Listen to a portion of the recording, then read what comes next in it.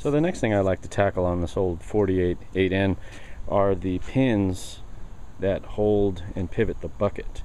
I've got one there and one there are the main pins, and then I have two pins for the forward hydraulic control.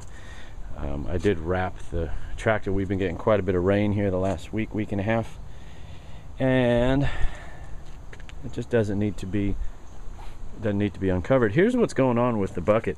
So as I could see before, similar to the hydraulic controls, there was just way too much play in this bucket as it was being manipulated.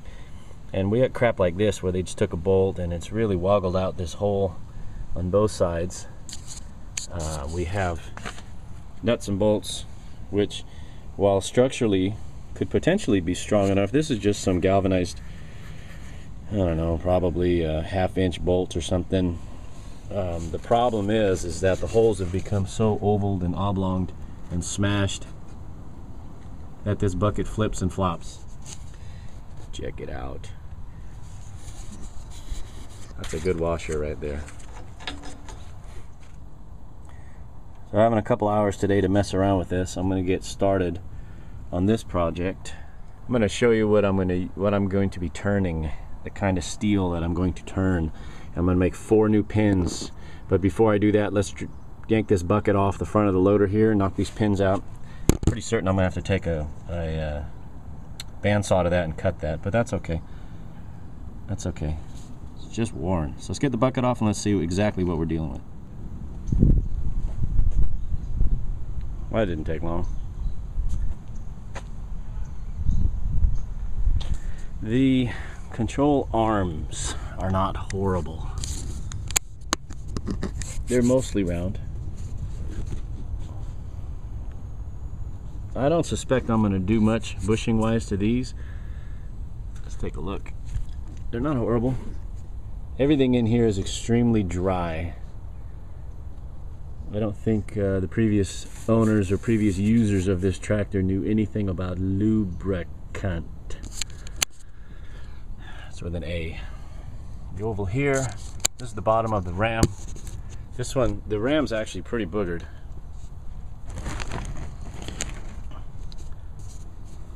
I don't know how well you can tell.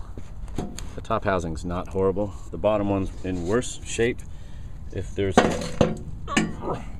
worse shape, it's kind of heavy.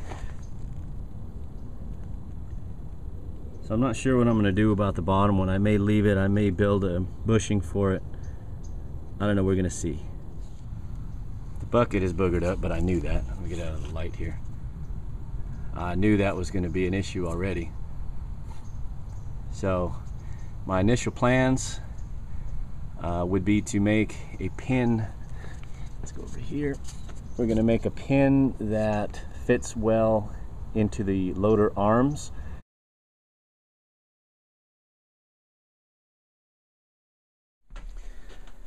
And here's what the pins look like. I did take the bandsaw and just lop the head off of this bolt.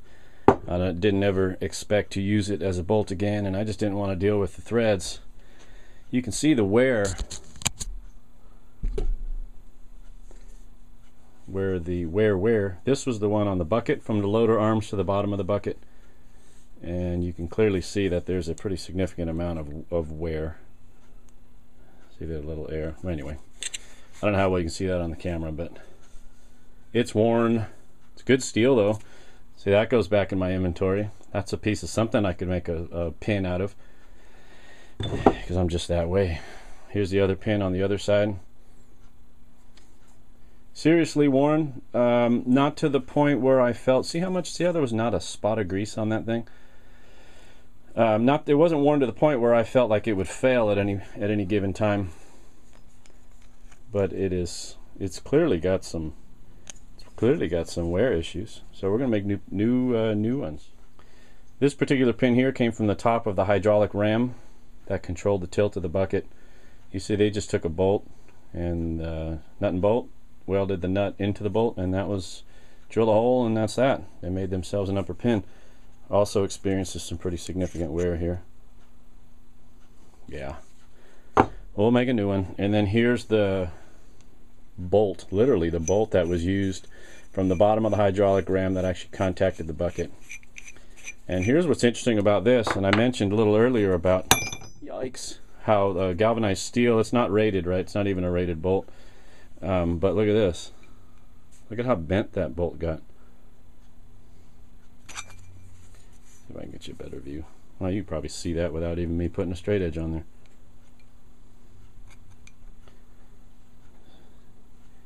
Yeah, that had experienced some pretty significant issues. The bolt, I don't know that that was in any danger of failing, but it certainly is not something I want to keep on there. Crazy talk. Just take some crappy little galvanized bolt. To me, these are pretty critical fail points and completely avoidable, absolutely easy to detect excessive wear in these pins, and it was time to go. It's time to go. So you may be asking yourself, what kind of steel is Homeboy going to use when he makes these new pins? This pin here is 7/8 of an inch in diameter. The thickness is 7/8. So I wanted something a little bit larger, 1 inch or greater in diameter, so I'd have a little bit of wiggle room when it came to fitting it to the worn loader arms and when it came to putting it on the lathe and making a nice surface. So I dug through my inventory of steel and I dug this out. So, any of you Chevy guys recognize that? This is off a 91 3/4 ton Chevy Suburban. Rebuilt the front end on it, I don't know, a few years ago, and that was just too beautiful a piece of solid steel to scrap out.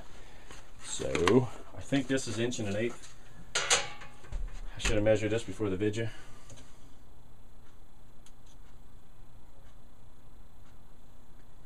It's just slightly over 1 inch, so it's like 1 1/16, which is cool. That'll work perfect. And it's free. It's free to you and me. And I know that it is pretty strong steel because that's what holds the 2 front tires on a solid axle truck from going crazy. So let me chop that down into manageable pieces. These are 6-inch long. So yeah, we're going to cut that thing down, throw it in the lathe, and let's see what kind of trouble we can get into.